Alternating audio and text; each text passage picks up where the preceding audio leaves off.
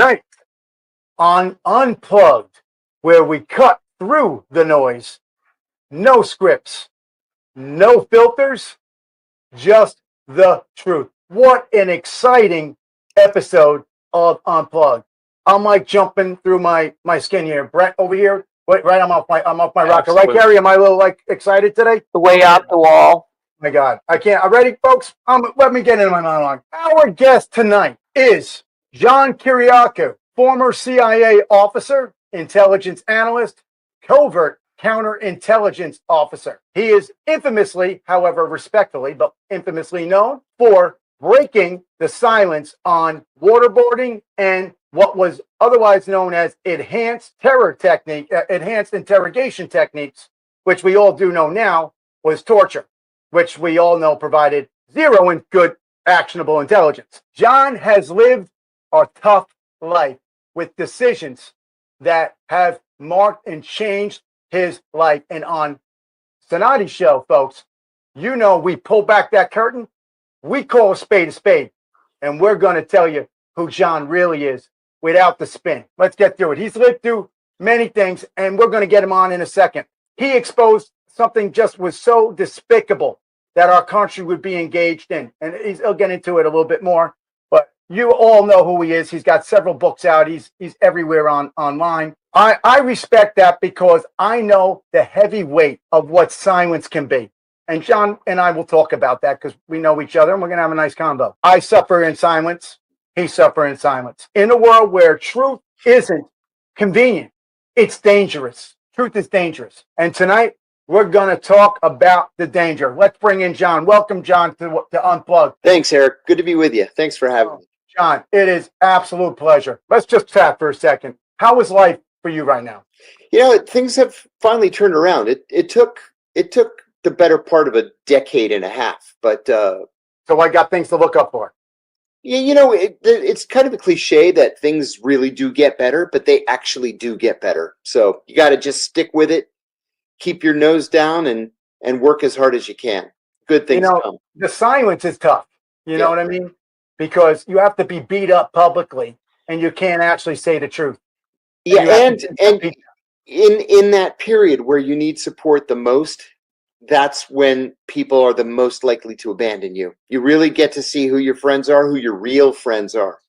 And even family members will decide that your family members abandon me.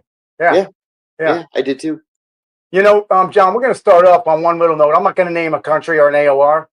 You're a legend. We served in the same location, and I read some of your stuff. You are amazing. Had a good time. I had a good time there. Had a great location. Yeah, what a great place to live. Many people think it's a great location, but we had a good time. But yeah, you're a legend of your own world. I mean, truly. Thank you for that, Eric. You know, I've watched you on some other shows. We are a radio show, so we're live on iHeart, but we will be downloadable in every podcast about 30 minutes after the show airs live. But I've watched some people do some sandbagging to you. So I want to start with one thing, John. You know that I'm a trained lawyer and I'm a constitutional. I got my book coming out on Constitution. Let's get the facts straight, folks. John was charged federally, not for exposing national secrets that put the country in jeopardy. He never did that. He never was convicted or actually anything with that.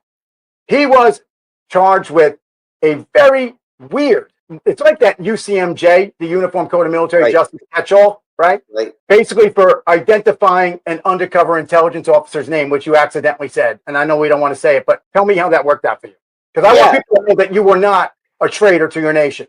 No. The traitors were the ones that put us in a position to do more harm to the country by torturing prisoners and violating the Constitution. You gave up no secrets. No. In fact, at first, the Justice Department charged me with 3 counts of espionage for blowing the whistle on the torture program, and then they declassified the program, in their words, for the purpose of prosecution. Right. And they overreach. And then they waited until I went bankrupt, and then when I went bankrupt, they dropped all That's what they do. And you know, there is legislation for using the justice system, which we know gets weaponized.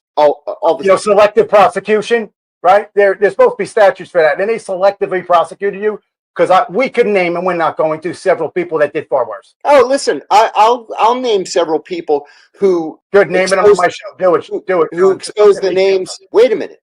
people who expose the names of covert operatives, like David Petraeus exposed the names of 10 covert operatives to his adulterous girlfriend. And there was a disgruntled former CIA officer. Pillow talk, right. Yeah. And there was a disgraced former CIA officer from Bethesda, Maryland, who outed 7 CIA officers undercover. From the Bush administration. Scooter Libby never exposed anybody's name. Didn't he get nailed for something? What did he go down for? He went down for perjury. It was the Deputy Secretary of State who exposed Valerie Plane's name. Right. Yeah. I mean, I think that was pivotal for me to get out there because nobody seems to want to tell that side because, that actually kind of vindicates you tremendously. Yeah. Now you've gotten your life together. I understand you're going on a very large speaking engagement. Yeah, I'm going to go on a year-long around the world speaking tour starting in 2 weeks in Ireland and Northern Ireland. If you're in Ireland, we're going to be in Belfast, Cork, and Dublin, and then a quick side trip to Manchester. It's being done by on Ireland. Since you're talking about it, what do you think about Belfast and Dublin? With the split of Ireland, that split of Ireland. Do you think that's ever going to rectify? Yeah, I do. Yeah, I hope so. Among the British people, they don't want Northern Ireland. Right. It's too much trouble to deal with. Now, since the Good Friday Peace Accords, it's been better. But what threw a wrench into the situation was the UK's decision to withdraw from the European Union. Right. Because Ireland's in the European Union and Britain's not in the European Union, they haven't quite figured out exactly the best workable way to handle the border. It's going to be a big problem. And I know you're into the Greek, and I believe we both puddle hopped into Cyprus. Mm-hmm. Right? I actually, Brett, I was talking to a guy from Cyprus yesterday. Actually, well, I'll hit you offline with him. He's a NATO guy. And he was like, what is that language he was looking at? I'm like, oh, it's Greek, but I was using a translator. I can't speak Greek. I understand, was the only person in CIA that can speak Greek and Arabic. Yeah, as crazy as it sounds, I was the only person in the entire CIA that had both Greek and Arabic. That's why they sent me to Athens. They sent me to Athens primarily to do Arab terrorism, secondarily to do Greek terrorism, but it was the Greek terrorists that kept us busy all the time. Tell us, how did your federal prison experience turn out? You know where I'm going with this. It's pretty funny.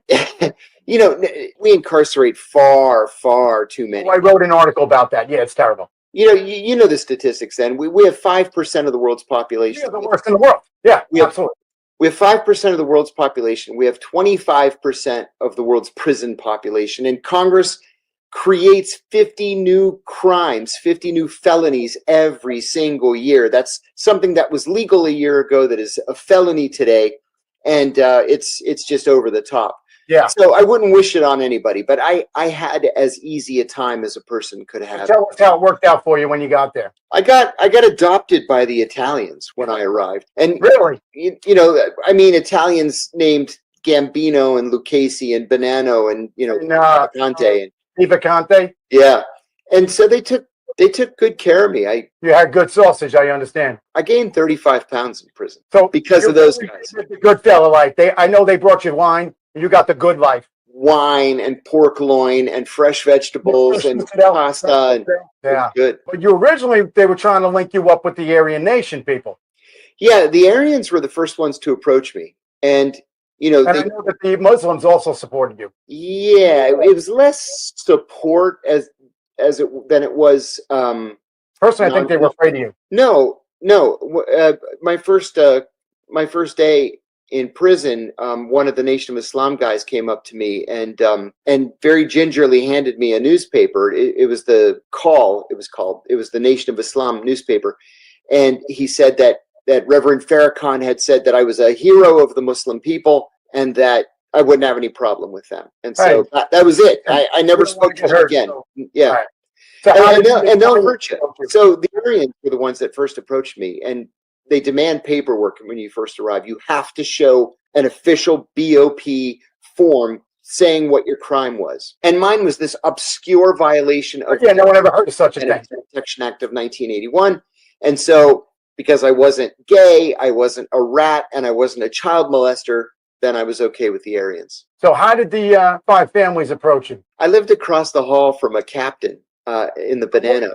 Can I ask? Because obviously we both know who it is. Can you say it or no? I'd kind of like to leave him out of it because not only was he good to me, but we remain friends and we remain in touch. And I think I should leave him out. But he asked me one day, I had a subscription to the New York Times and he had a subscription to the New York Post. And so at the end of the day, we would trade papers. And then we would sit and watch, football together and sometimes baseball. And so he asked me one day, he says, let me ask you a question. Why do you sit with those Nazi retards in the cafeteria? And I said, I don't know. When my first day here, they looked at my paperwork. They told me to sit with them. And he said, from today, you're with the Italians.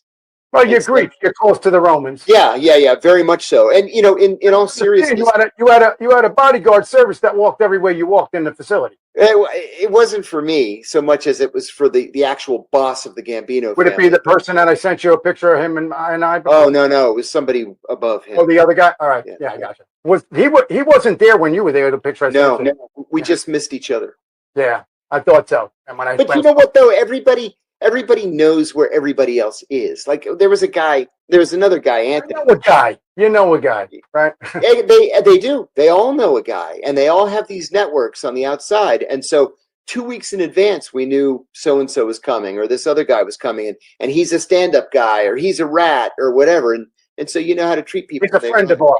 Yeah, exactly. And honestly, the mafia did. Lucky Luciano worked for the agency during World War II. Yeah, he did. I mean, to protect the Brooklyn ports. Yeah. Yeah. I mean, that's what created the Longshoremen Union. And that's why they get left alone forever.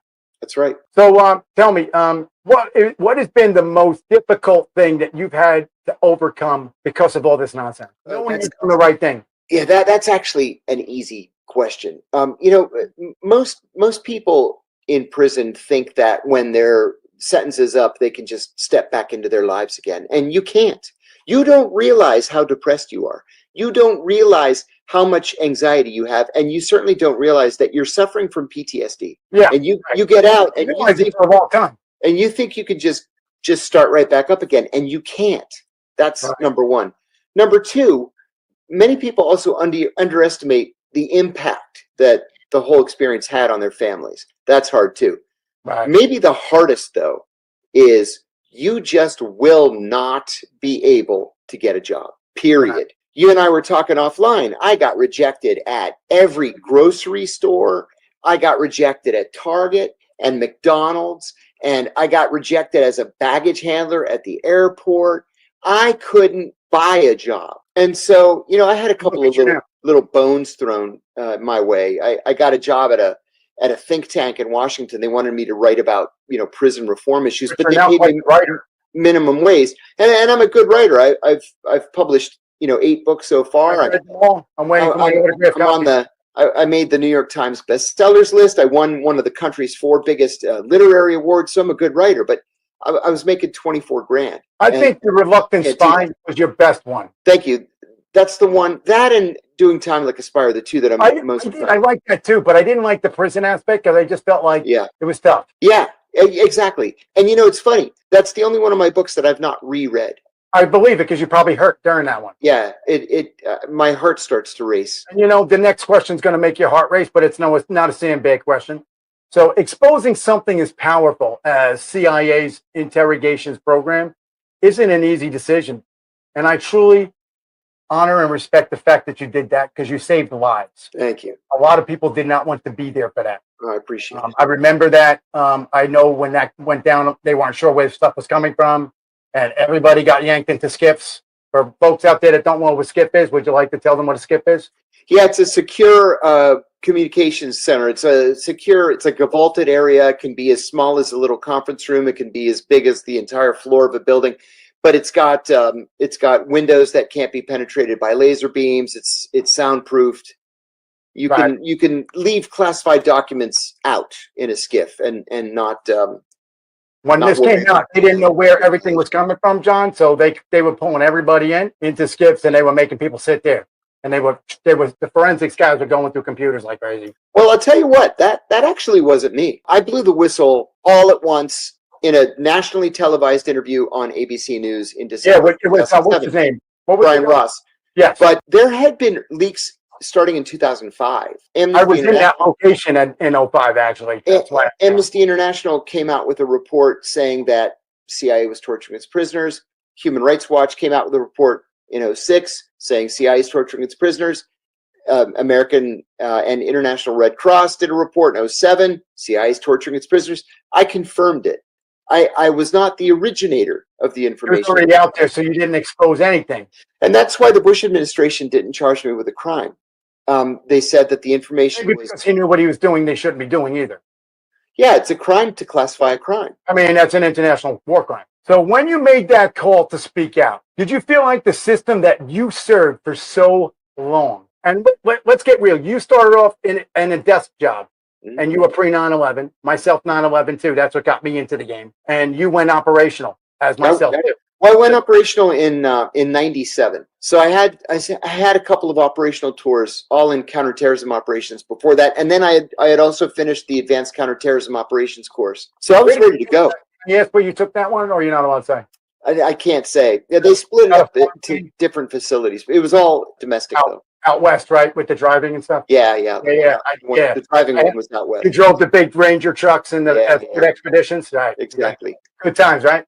Yeah, I loved it. Hey, listen, are we the best drivers though? Oh my God, still to this day. I mean, you can't trade. You can't follow me. It's funny. They drill that training into you so hard. It's muscle memory. I took that class. I took the first running of it in 1993. I took the second running in the spring of 2000. So we're talking about 25 years ago. I took that course, and still in my mind, I remember it like I took it last week. Yeah, it's just muscle memory. It's like, I mean, I guess all the counter surveillance stuff. I mean, my head is on a swivel 24/7, no matter what. Yeah. I see everything, operationally, I'm prepared 24/7.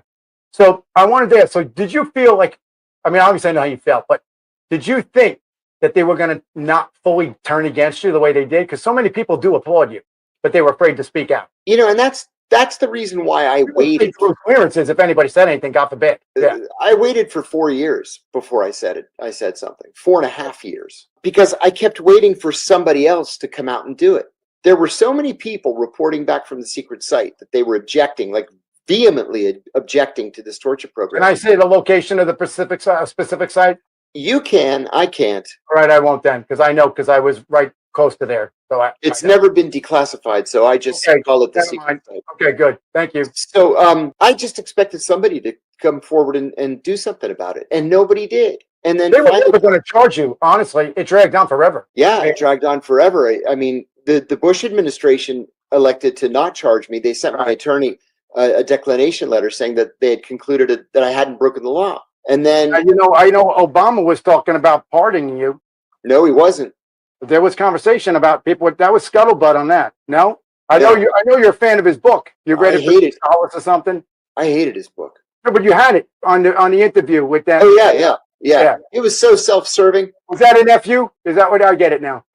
Somebody dropped it off. A little Barry fund. The Greek American community rallied to my side, and there were several very important Greek Americans that asked him to pardon me. And his exact words were, "Guys, I'm just not going to do this. It's either him or it's Manning." And Manning got 35 years. And so I didn't get it. Don't even get, Now we're both going to be in the same location next week. Do you think that gentleman we're going to be at the same event? Do you think he'll help you? I don't know, man. He's not a fan of three-letter agencies. No, he's not. And he's been a supporter of mine. He is. And he spoke out publicly about you. He did. And he tweeted at me when he was president. And I'm sure he'll watch your show. Got a bunch of friends in common next week. So I'm hoping that something good can come of it. Unbelievable. Operational insight. Programs like these just don't appear. They're built and approved over time. And my question is, who's the architect of this program? Do we even know that? Obviously, it's classified. At that, I don't know your level. I mean, I know your level of what we got. This is probably USAP, isn't it? There's an old saying that success has 1,000 fathers, but failure has but one. Right. In the agency, they still consider this to be a successful program. And so there are a dozen different people that I can't name one time I saw any piece of actionable intel that was actually verifiable. No, there was that none. Produced anything. There was none. I mean, zero. We've all been waterboarded, and it's terrible. And you will tell your torturer anything to make that stop. He wants to hear, just to make him stop. Why don't you explain to people what it really feels like? Oh, it very much feels like you're drowning. Yeah, you're dying. It many cases, like in the case of Abu Zubaydah, he did drown, and his heart stopped. And Yeah, he I had mean, to Dr. be alive so that he could be tortured more. You know, that program actually created some of the combat medic programs because the doctors would no longer do it Yeah, because of the Hippocratic Oath. that's right. So actually, that kind of advanced Army medicine because combat medics are now PAs because somebody needed to do this. They objected in writing, most of them too. I mean, there were doctors from the CIA's Office of Medical Services writing cables and saying, "Whoa, wait a minute! I didn't sign up for this. I took an oath to first do no harm. I'm not going to drown this guy." And many of them curtailed their assignments, which is a career-ending decision. Right, once you do that, your game's over. Some of them, resigned. Now you have no pension, anything now. No, they seized my pension. Is that disgrace? Yeah. Right. All the good things you've done. And honestly, again, folks out there, we're going commercial free on this show. Again, folks, John will be on the Hostile Zone Monday night, 7 p.m. on iHeartRadio. You'll be back again for some different conversation with a different crowd. Got to put that plug in. But again, folks, he was never, ever convicted nor really charged of disclosing government secrets or anything like that. You didn't Edward Snowden. No. You didn't Chelsea Manning. No. What is it? Bradley Manning, Chelsea Manning? What is he? Who knows? Whatever. And they let him into Harvard? They did? Yeah. Yeah. They gave him an admission to Harvard. Yeah, I know. Did I just ruin your day even more? You're going on your speaking engagement next week. You're going to be a millionaire. Don't worry about it. I will say, I met Chelsea Manning once, her request. But Chelsea Manning is not a part of the whistleblower community, either in government or in Washington or nationally. Not a player, not a participant. Nobody that I know is in contact with her. Oh, Snowden's a giant. Yeah, Snowden's a giant. And I have the deepest possible respect for him. You know, I wouldn't have done it the way he did it. Can I bring up an interview you did with somebody? Sure. Andrew? Andrew Bustamante. Yeah, Bustamante, Andrew. He looked a lot different years ago. What was that show? Whose show were you on? That was the Danny Jones podcast. Okay, yeah, I like Danny. Concrete. I think he's an asset. He is Lex Freeman. Is fantastic. Lex Freeman an asset? Lex Freeman? Is he an asset? I don't have any idea. I think he might be an NOC. I don't know. Well, if he is, you just committed a felony. He's really good. Now I'm just talking joke here. We're playing. He's so good at what he's just really the best. He really is good. Have you been on his show, Lex? No. He is so calculated with his questions. He is really good. That's how Danny Jones is. Danny Jones he's great too. Is a gifted interviewer. And when my executive producer, she's going to get the clip. So Andrew Bustamante is a former CIA officer himself. Yes. He has a thing called Everyday Spy, I believe. That's right. And he basically sells tradecraft to businesses to promote business. Whatever. I have no comment on what he does with his life. I really have nothing negative. Andrew, I got nothing negative to say about you. But what happened to you on that particular episode, it was a nice conversation, and then he called you a traitor. And he said, you and Snowden. Tell us what happened. Danny Jones had asked us months in advance if we would agree to a debate. And I readily said yes. It was spirited up until then. And it was spirited. And the truth is, we agreed on probably 75% of what we were talking about. But then he just flipped on you. Yeah. Tell him what image. She's gonna run the clip, but tell us what happened. I mean, how did you feel at that moment? I mean, talk about being sandbagged. Oh, no, listen. To me, he's just some kid who happened to spend a couple of years in the agency. I was not intimidated by him at all. And, a few days before that debate, I remember thinking, should I prepare for this in some way? And then I thought, no, if I don't know these issues by now, I'm never going to know them. I'm like one of the country's leading experts on these issues. Right. You speak everywhere. I speak everywhere all the time. And I've written, 7 of my books are about the CIA. So no, I don't need to prepare.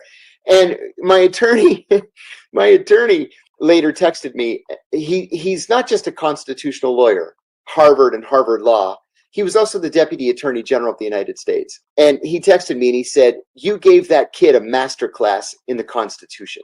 You schooled him. Yeah. I did. I was very proud of my performance. I'd like that. He got frustrated.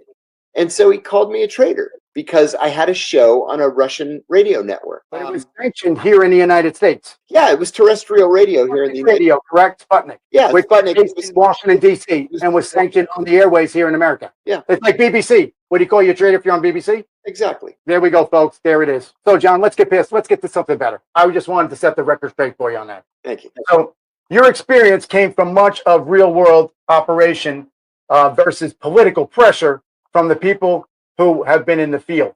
Now, we know how it works in this game. You get a pencil neck political appointee that comes in and thinks that they're going to change a career, operative, analyst, agent, officer, whatever, and that they're going to do that. How did that affect you? Because you know that those are the people that came at you hard. It wasn't agency insiders coming for you. It was political hacks. It was political hacks who had been agency insiders. Yeah. The political hacks, are the lifetime agency people that have been in there and they're never going anywhere. That's what I'm talking. So you got your political appointees and then these people that are forever. No, there are no political appointees at the CIA other than the director. Director. But I mean, like the high level SES, Special Executive Service, whatever. Yeah, we have the senior intelligence service, SIS. And then no, they're there for 25, 30, 35 years. Yeah, and they don't leave. Now, John Brennan had left. He had retired and had let's gone. Not get started on John Brennan now. Yeah. I mean, he had gone I got in trouble for some comments I made about him on a show once. Yeah. We both went silent. So here's the mutual respect. I want to take a second to acknowledge the risks that you took. That kind of decision, I can't imagine, because obviously, well, you know what happened to me, and you know that I can't say anything. Maybe you can help me with that. What do you think? I mean, what say you on me with that? I was completely directionless when I got home from prison. I was in prison for 23 months, had this minimum wage job, went to work for a very, very small medical devices company, completely on commission, was not able to contribute to the well-being of my family. And so I just decided to, well, actually, it was my ex-wife. We were still married at the time. And she said, it broke your family up. She said, you have to embrace this. You can't hide from it. You have to embrace it. And you've got a soapbox. Very tough. So she was right. I started writing like that's a crazy person. That's what I'm doing. It got to the point where a publishing house called me and they commissioned a book that turned out to be my third book. And Which one was that? That was The Convenient Terror. I like that one. That was yeah. Thank you. That's out of all my books, that one is the most highly rated. Very operational. Very operational. Like very hanging on the seat of your chair kind of thing. I tried hard to make it like that, to make it read like a novel. And we'll be sure to put plugs. Do you have at the end? Give us links to where they can get these books. Oh, thanks. They're all on Amazon. Cool. So the publishing house called me and said, "Can you write this book?" I said, "Yeah, sure. I need the money anyway." And they said, "Get clearance from the agency to write your books." If I write a letter to Home and Garden magazine, I need a clearance from the agency. How long did it take you to get a return for approval? Well, they asked me if I would write this book. I said yes, and they said, "Well, we need it in 30 days." And I said, 30 days? I said, it takes me 9 months to write a book. All right. And they said, yeah, we need it in 30 days. So I told my wife, I am going to sit at this computer every day, and I'm not going to get up until I've written at least 1,000 words. I started writing the day after Thanksgiving, and I finished the day before Christmas and got it out in 30 days. And then I thought, you know what? I'm actually pretty good at this book thing. So then they came back and they commissioned four Penguin House, right? Penguin House? No, it was my first was Random House. My second was an imprint of Simon and Schuster. This was Skyhorse. Okay. They did my third through my seventh, and then I shopped my eighth book around, and they took it. They took the eighth book as well. So, I mean, I have my best relationship with Skyhorse. They're wonderful. Wonderful. And they did Bobby Kennedy's book, and they did Melania Trump's book, and they have some big name authors, but they've done right by me. Yeah. So I just decided, you know what? The more I write, the more I'm going to get out there, and the more I get out there, the more I'm going to rehabilitate myself.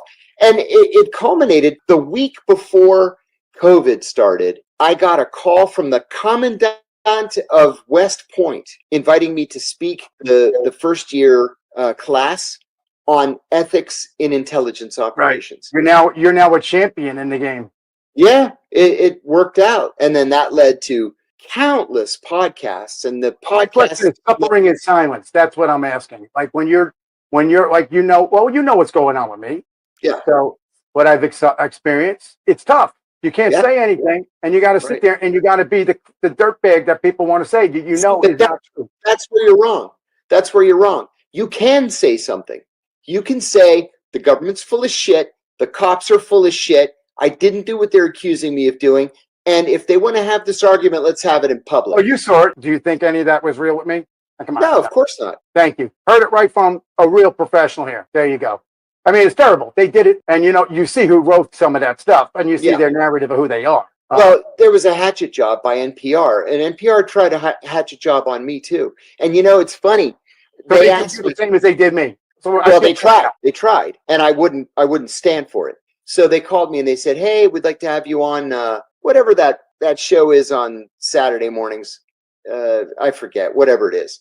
And so I said, "Yeah, sure," because I always say yes. So I go all the way up to NPR up on Capitol Hill, and they're so nice to me. Oh, here's a bottled water. Here's a cup of coffee. They bring me into the studio. We sat down. As soon as they hit the record button, they attack. And I said, "Oh, no, you I wouldn't answer don't." their calls when they called me. I said, I don't know who you. I said, "Oh, no, you don't. I'm no not idea." going to take it from you or from anybody else." I said, "Listen, I don't answer to NPR." I said, if you're gonna invite me to come on and have a conversation, I'll come on and have a conversation. They would, But if you're going to invite me on just because you're going to attack me, I'm not going to play games like that with you. And I got up and I walked out. They actually clipped it down to like 2 minutes. I didn't even on an interview on Saturday morning. I just ignored it. And so I got a call from a professor friend of mine who said, "Wow, I just heard this clip on NPR. You really gave it to him." And I was like, "Huh, I can't believe they had the balls to actually run it." But they never called me again. And that's perfectly fine with me. Now, what happened, not them, but another news outlet, which I don't want to spark a war with them again. I could not get anybody to interview me at all, which was terrible. I mean, and the facts of this stuff. It's complete nonsense, and you know who I am, and you know me. So I don't need to go any further with that. I did do an interview on my phone, and I sent it to them, and they took 10 seconds. Yeah. They had an interview. They're quite good at that. They are quite good at that. Because it ran their narrative. But that sheriff is out of office. Yeah. Bye-bye. Bye-bye, John. That's good. Well, I'll tell you a funny story. I got a call one time. This is in like 20, I'm going to say 17 or 18. I got a call from the Washington Post.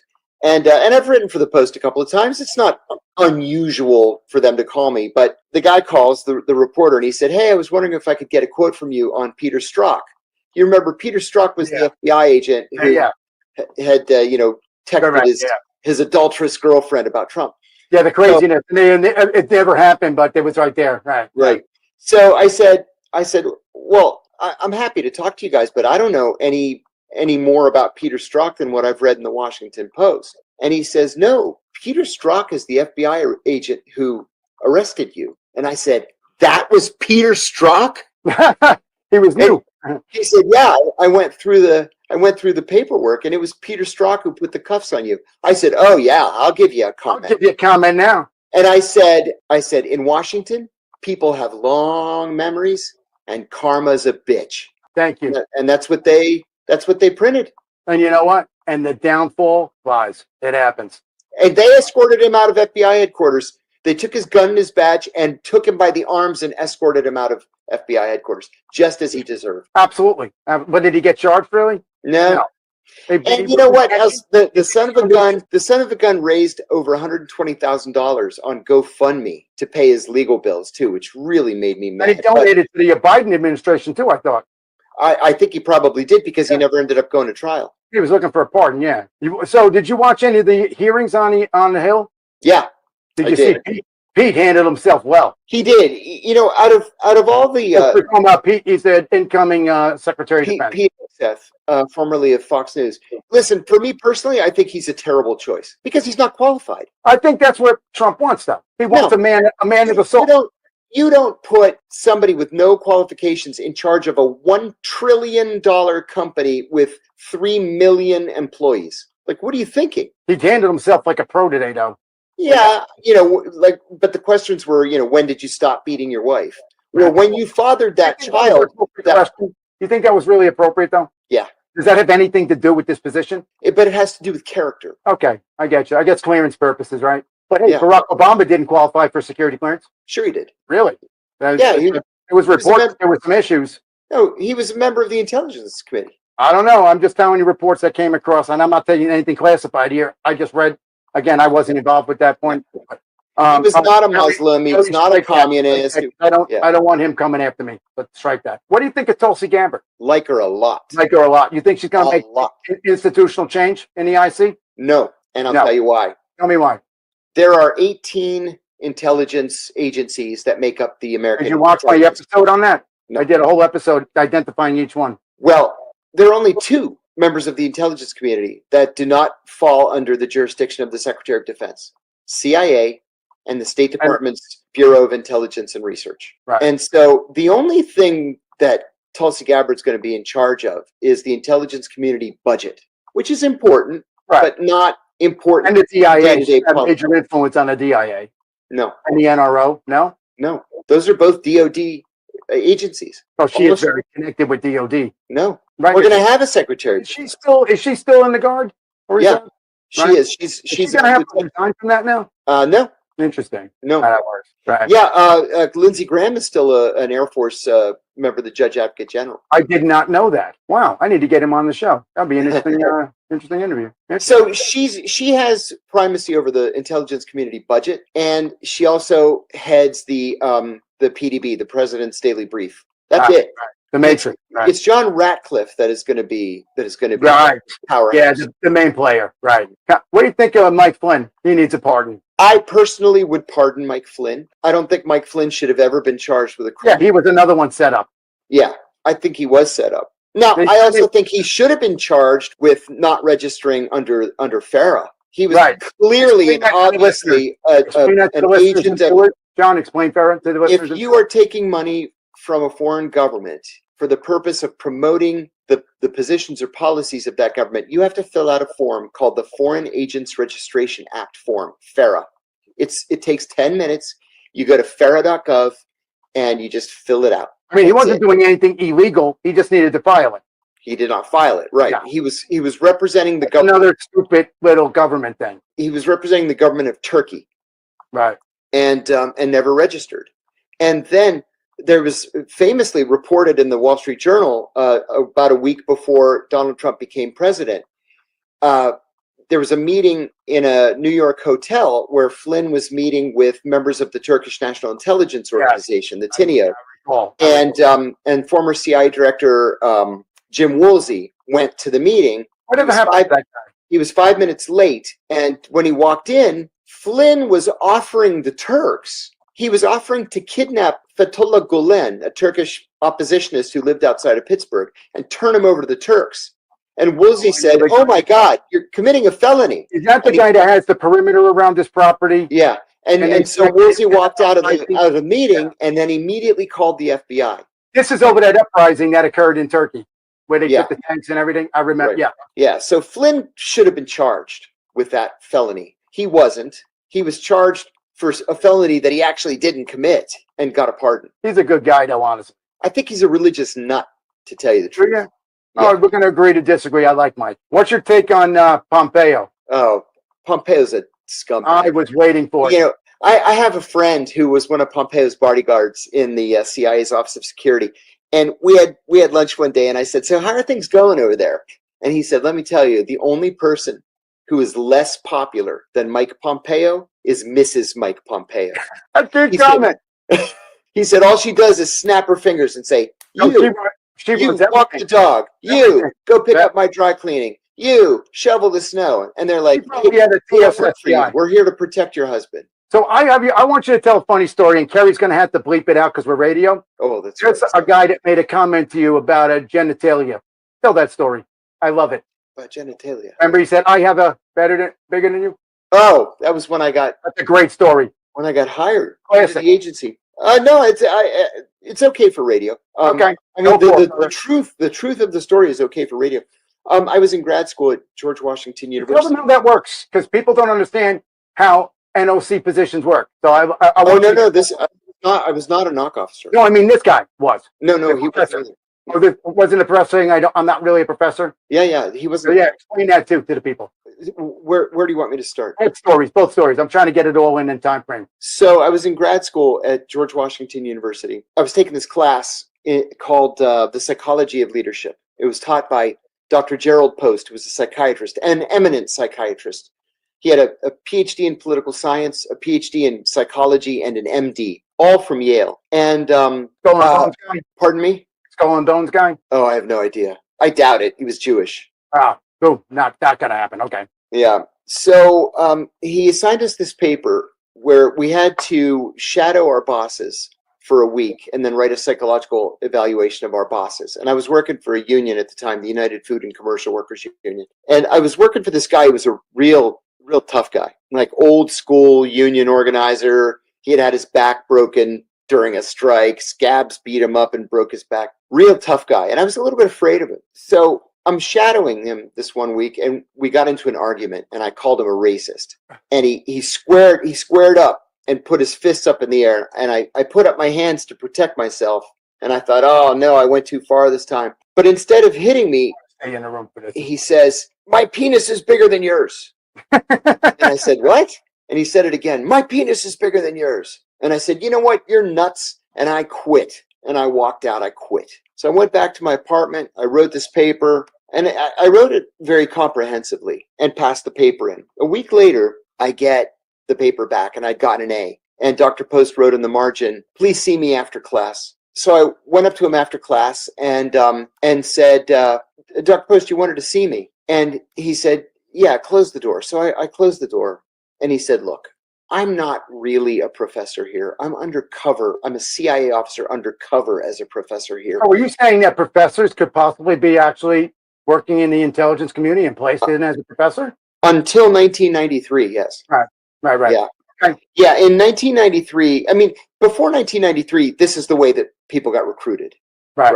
This is the way that most operations officers were recruited. That's why everybody was white, everybody was male, everybody went to a great school on the East Coast. You know, that's just the way it was. And then in 1993, Congress passed the Equal Employment Opportunity Act. Ooh, DEI. We'll talk about that in a minute. And yeah, I mean, it inadvertently weakened the agency, to tell you the truth. But yeah, he made some calls. I mean, I had to do it all on my own. I had to take the tests, pass the tests, polygraphs, background investigation. You have to give them some of your blood, some of your piss, some of your hair, psychological testing. Did they shave your leg for hair, or did they take it from your head? No, they plucked it because they need the root. They plucked it from your head. And then I made it. And but they don't do that anymore. Now they do it overtly. It's something similar, but it's overt, where they created this program. Like a forward-facing job is what I was trying to articulate. Say that again. People have positions that are a forward-facing position, but they're Exactly. really doing something else. Exactly. And that's kind of, you know where I'm going with this, John. Yeah, so what they do now, they have this program called the Scholar in Residence program. So if you're 2 or 3 years before retirement, they'll ask you if you want to go back to your alma mater as a CIA officer who's going to teach a couple of classes. And then while you're there, you essentially do the same kind of spotting. You just don't do it secretly. You do it overtly. Now, since you kind of touched on that, can you explain a little bit what a unrecognized, like an NOC sort of is? Yeah, a NOC officer. NOC stands for it stands for non-official cover. So Amaryllis Fox Kennedy, who was Bobby Kennedy's daughter-in-law and was his campaign manager. She's now rumored to be the next deputy national security advisor. I did hear that, yeah. She was a NOC officer. So where I was under official cover working in American embassies around the world, and most CIA officers are under official cover. It's only like 10% are NOCs.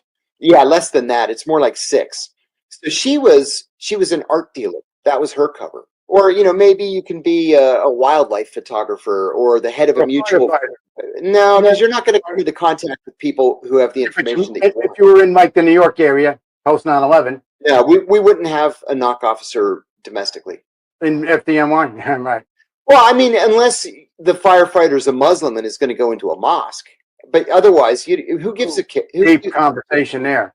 Yeah. Here's what you thought. What did you think about that when they were going to build the mosque right there on at Ground Zero? Yeah, listen, I consider myself a lifelong leftist, and I was adamantly opposed to that mosque. And I'll tell you why. And my position comes from a selfish place, and I don't care. And I don't make any excuses. Right. But the reason I felt so strongly about it is there was one church at Ground Zero. It was St. Nicholas Greek Orthodox Church. It was built in 1927, and it was there from the beginning, right? 50 years, 45 years later was when the towers went up. And so our church was right there at the towers. It was vaporized on 9/11. And so if any religious building, any house of worship was going to be built, right, it was going to be the Greek Orthodox Church of St. Right. Nicholas. And that's what is now at Ground Zero. right. Have you been down to Ground Zero since? I've never been in after. Many times. Have you been? I've never gone into the museum or even been into the tower. I'm not exaggerating when I tell you it took me 20 years before I could go into the museum. I have never gone. I can't. I've never done it. I don't want to. It was too painful. Yeah, it was too much. I finally went through it a year ago. And you were at the Pentagon at the time. You were in Central. You were in headquarters. I was at CIA headquarters. Yeah. I understand you and your wife watched the burning from the house, and you're like, I got to go back to work. Yeah. We went to the roof of the apartment building, watched the Pentagon burn. Stole from the Marriott. Yeah, we did. We stole $10,000-$15,000 worth of food from the Marriott. The Marriott ran the cafeteria at the CIA, and when everybody evacuated on 9/11, felony here. They chained it closed, and so a bunch of us at the Counterterrorism Center, we broke the lock and the chain, and we just cooked all the food and just laid it out for everybody to graze on, because we were there for days, like without leaving. I slept under my desk, an hour or two at a time. Everybody did. And so I got another good question for you that you never get asked. And we talked about it before. You were involved with the movie Zero Dark 30. No, not Zero Dark 30. Dan Ellsberg called me when Zero Dark 30 came out, and he said, you've got to do a review of this movie for the Washington Post, because you're the only person who could do it from a position of having been on the inside. And so I went to the movie. I was going to skip it. I went to see it, and I hated it because it perpetuated the lie that torture led to the location of it was actually a doctor that we ended up screwing over. Yeah, it was. Who's still in prison. He's still in prison in Pakistan. But I did consult on the Kite Runner. I consulted on Bruno. I consulted on Kill the Messenger, which is about the CIA and cocaine and I think you're also with was it something of Spies with DiCaprio? No, I did True Lies. Schwarzenegger. I knew it was something. I couldn't remember. I also did From Paris with Love with John Travolta, and they were kind to me. They even put a special thanks at the end of the movie. Right. That's awesome. That's all. Nice. I mean, Hollywood is deeply in bed with the agencies. Deeply. I mean, I tell people all the time, look at the movie Argo. Yeah. Although that stuck as close to the truth as you. That is legit. That was a legit movie. The CIA's Office of Public Affairs has a branch that's dedicated solely to liaising with Hollywood studios. Right. And that's something that the FBI did, for 60 years before the CIA ever got involved. Good PR. Yeah. Mm-hmm. Yeah. Exactly. Hollywood loves it. They get all the access, the insider stuff. They get equipment, and we get to promote our image. Yeah, that's right. So we're coming up to a hard close, but you're going to be back on the other show. Let me see. I had a whole bunch of things I want to say. Is there anything you want to ask me, John? I mean, we haven't chatted. Let's have it. Let's do the last 4 minutes. Let's have a convo. Hey, Brett, Brett here over here. Brett is dying. You want to ask? Sure. He's like a huge fan of yours, Brett. Sure, thank you. And he's going to be a host of a new public safety show on iHeart. Very good. Brett Pierce. So get it. Here's your chance, buddy. Yeah, Eric's kind of selling me out, which is one of those good things, especially when it comes from a good brand and a good name. Yep. First of all, John, war hero. A lot of us here throughout the nation love some of the work. John was Brett. He was a contractor with the military. Thank you, sir. It was one of those things. Great opportunity. Loved it. Loved what we did. But I just want to know personally, how are you doing now? Oh, thank God. This is going to be a life-changing year for me. Personally, it's taken me 10 years to get back on my feet. 10 Don't tell me that. That's a scary move for me to think. It's hard. I won't sugarcoat it. My marriage broke up, and so I've gone it alone. So it was hard, but it really does turn around. You just have to work until you can't work anymore. I barely sleep. All I do is write. And in the end, it paid off. So this is going to be, knock on wood, if I could find some wood. Oh, knock on wood for you. This is going to be the best year I've had. Group, right? What's it called? Yeah, it's called Tigers Lane Studios. It's based in London. They also represented the two DEA agents who killed Pablo Escobar. So I'm their second speaking client. And they've booked a 100 event 1 year around the world speaking tour. We're already sold out in Belfast. We're almost sold out in, Dublin. Belfast is the 29th. Dublin is the 30th, and Manchester, England is the 1st. We're adding Cork, and then I'm going to come back here for a few weeks and then go back to the UK for 42 dates in the UK. Wow. So if you go to tigersLanestudios.com, the schedule's there. And we'll put that up for you. And thank you. Thank you. Brett, how'd you feel your first moment on the air? See, I told you could do it. He was stressing it all day. Please don't make me do this. Yeah, I'm not going to lie. What's the name of your show? Nervous. Put a plug for your show. Public Safety Unplugged. Public Safety Zone Unplugged. Yes. Going with the brand. Going with the brand. I love that he reminds me of the Zone.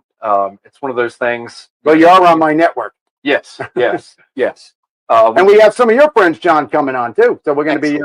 I'm looking forward to it. John was kind enough to introduce us to several talent. So. Great. So, John, what would you like to chat with me for 2 minutes about? Well, rather than ask you questions, I want to reiterate what I said earlier. It's been my experience, man, that this is not the way my life was supposed to play out. Right? Yeah. I was always the good kid. I got great grades. I went to good school, got a bachelor's degree, got a master's degree, did my PhD coursework, great schools, and went to the CIA, did really cool stuff, 12 Exceptional Performance Awards, the Sustained Superior Performance Award. I met with presidents and kings and prime ministers. I went to 72 countries for my government. I wasn't supposed to end up in prison and on the unemployment line, but these things happen for a purpose. I've really come to believe that they happen for a purpose. And now that it's all said and done, I realize, and it wasn't a period of self-realization. It was John McCain who told me that this is why I was put on the earth, that the American people would never have had any idea what the government was doing in their name if I hadn't told them. So even though it seems like life may have taken a dump right on your head, there's a silver lining here. And that silver lining may be as simple and as obvious as putting a fire under your feet to get on the air and talk about these issues that other people are ignoring. So keep the faith. Because the fake news is killing me, Yeah, exactly. And so we have to confront that head on. And that's why the hostile zone was created, and we're moving forward. But I find, to my bots and trolls, the same news story that has fake news always pops up number 3. So I hired a major former government contractor to really spook it. And there's bots. Somebody's paying bots to keep it up there. But you can never trace them. They're out of China. I'm sure that that's true. And I'll tell you another thing. I had a real story. I mean, you know how atrocious it is. Oh yeah. I had a detractor on Twitter who would just hit me every day. She's constantly just hitting me. And I just ignored her. But she's got 250,000 followers. And then she went too far one night. And I decided, you know what? I'm going to sue. I'm going to be that guy. I'm going to be that guy who's not going to need a reference somebody for that, because nobody wants help. And I sued, and she fell apart immediately. First of all, within 48 hours, she agreed to pin a retraction for 6 months. As her like a tweet. It was a retraction that my attorney wrote, and then she had to apologize in a tweet every day for 30 days. I love it. And then she paid my legal fees. Would you make a referral for me? Because where I'm at, they actually made threats if I brought somebody in from outside, but your guy they're not going to play with him. Nope. I would love that. I mean, you 48 hours. It's atrocious. Yeah. I mean, but, so John's going to be with us again on the hostile zone, and you'll get to meet the lovely Bianca SEA. Have you heard her lovely voice? You need to pay attention. She's amazing. Her rendition of National Anthem is amazing. So, John, I ultimately thank you with sincere gratitude for what you've done for our nation. I wish you the best in your speaking engagement. I seriously was serious. I want tickets. Can you hook that up? I'm sure I can. Good.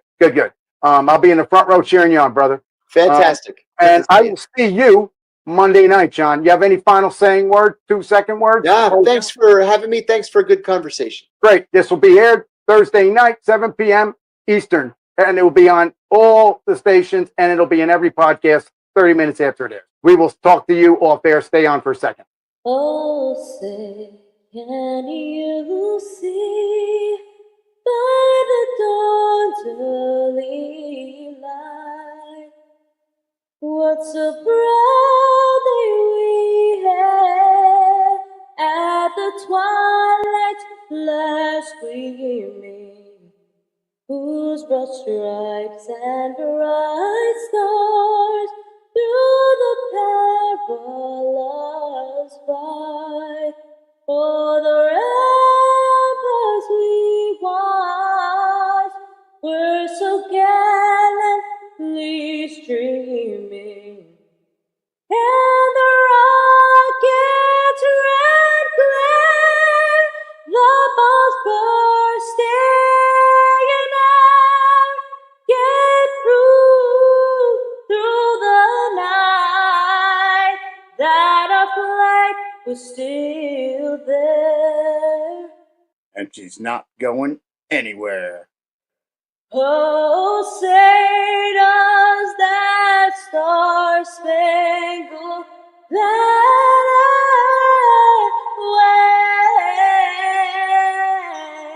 wave for the land of the free and the home of the